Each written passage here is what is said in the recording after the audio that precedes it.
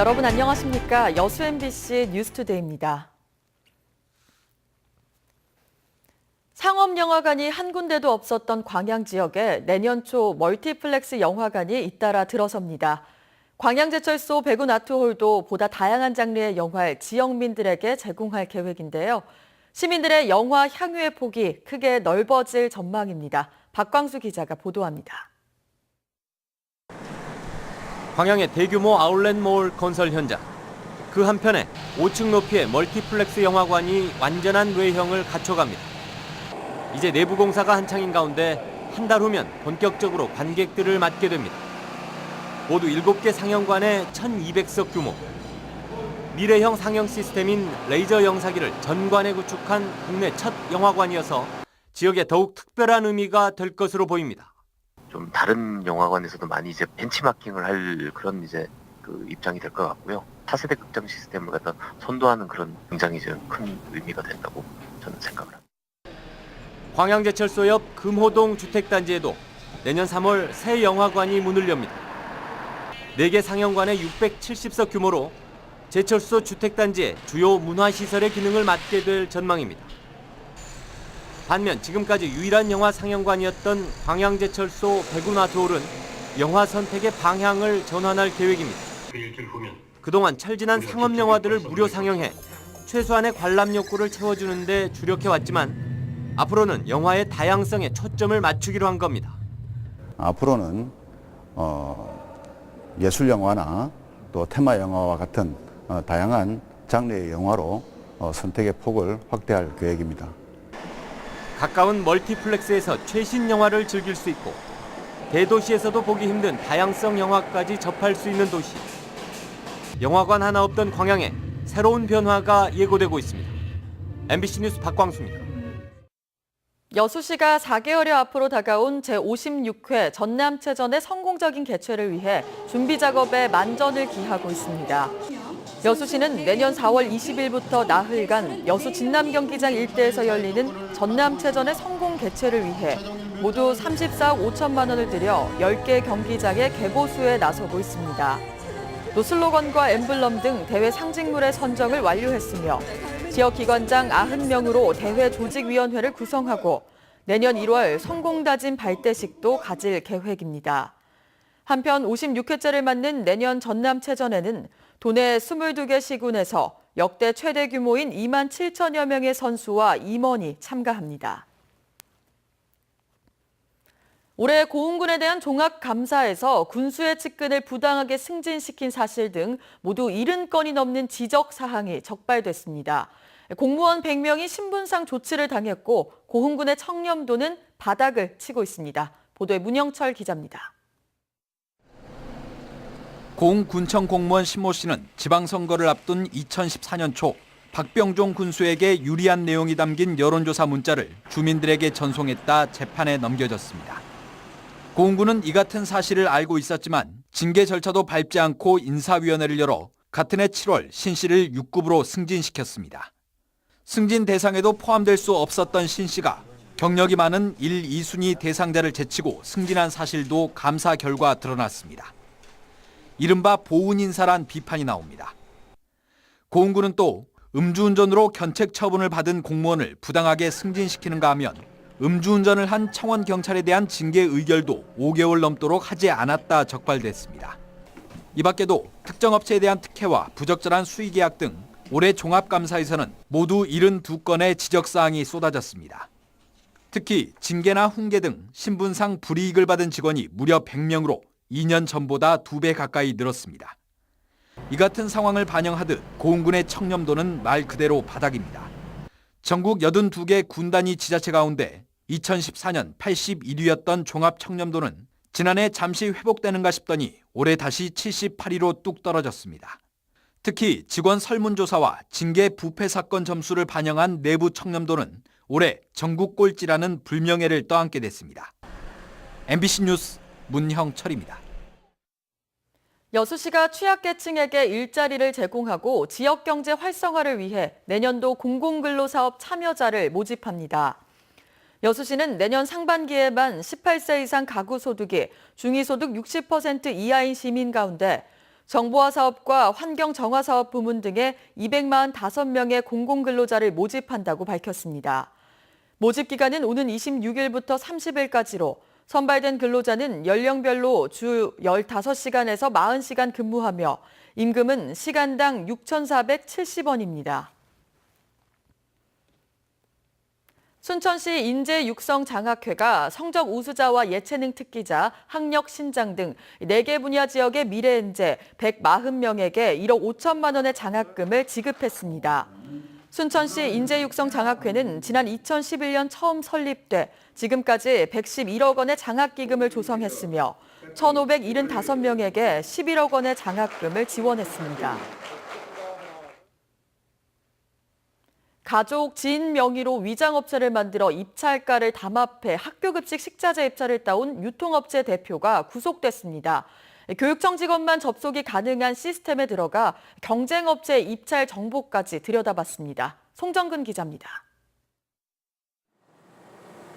광주의 한 식자재 유통업체입니다. 문은 닫혀 있고 사무실 안에는 식자재만 덩그러니 쌓여 있습니다. 이 업체 대표 53살 조모 씨는 학교급식 식자재 입찰가를 담합한 혐의로 구속됐습니다. 담합을 쉽게 하기 위해 위장업체까지 만드는 치밀함을 보였습니다. 조 씨는 가족과 지인을 동원해 이렇게 사무실만 차려놓은 유령업체 9곳을 추가로 만들었습니다. 담당 그 대표로 이름 올라가 있는 사람들한테 종이를 줘요. 입찰 종이를. 금액하고 뭐 몇 퍼센트 막 이렇게 적어져 있는 종이를 주면서 입찰을 보라고 시키거든요, 아침에.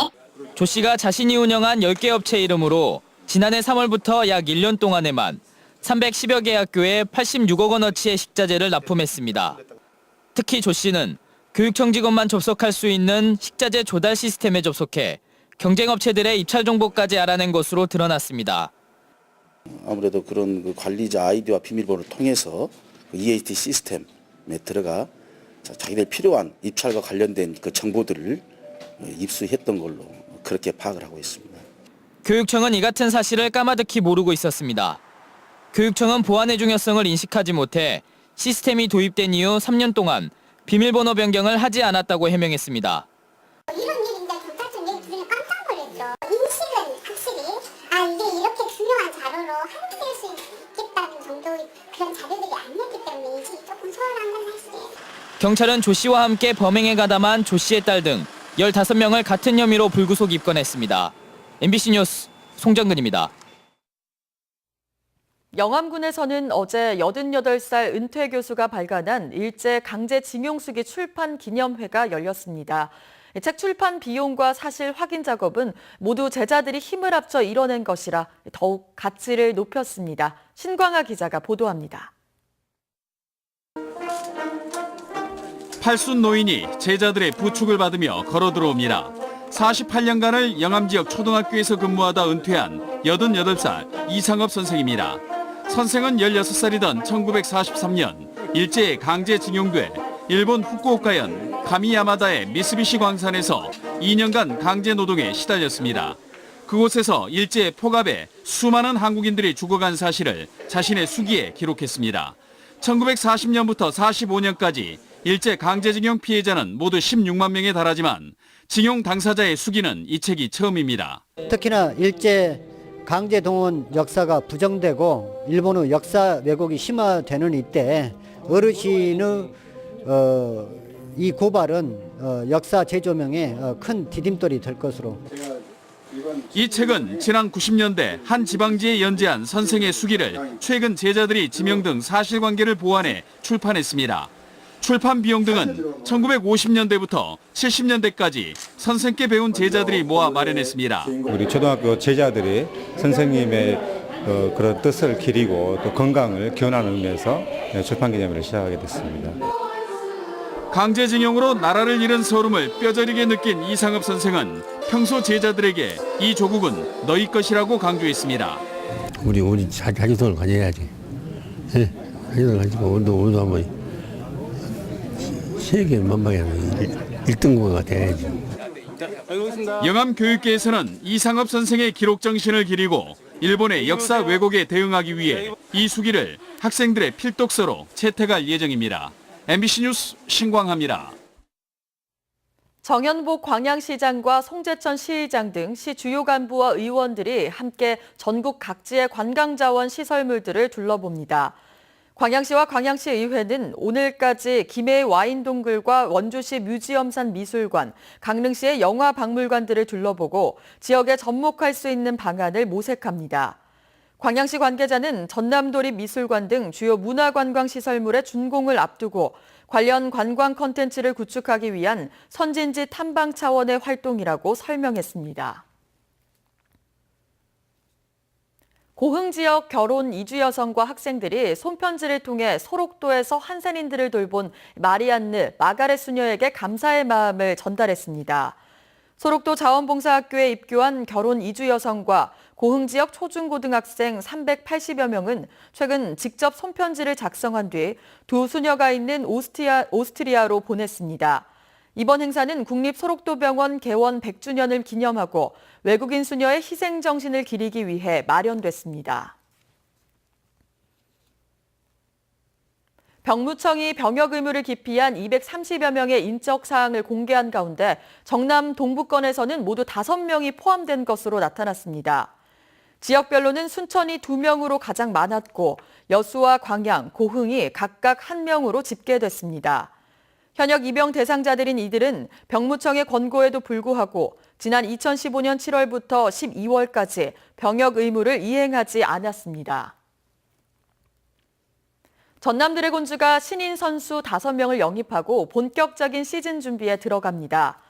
전남 드래곤즈는 골키퍼 임민혁, 수비수 최재현, 미드필더 김현태 등 3명을 자유계약 선수로 선발하고 수비수 이유현, 공격수 김성주 등 2명을 우선 지명하는 등 모두 5명의 선수를 영입했다고 밝혔습니다. 전남은 이들 선수가 합류하는 다음 달 초부터 한 달 동안 제주와 일본 등에서 동계 전지 훈련을 진행할 예정입니다.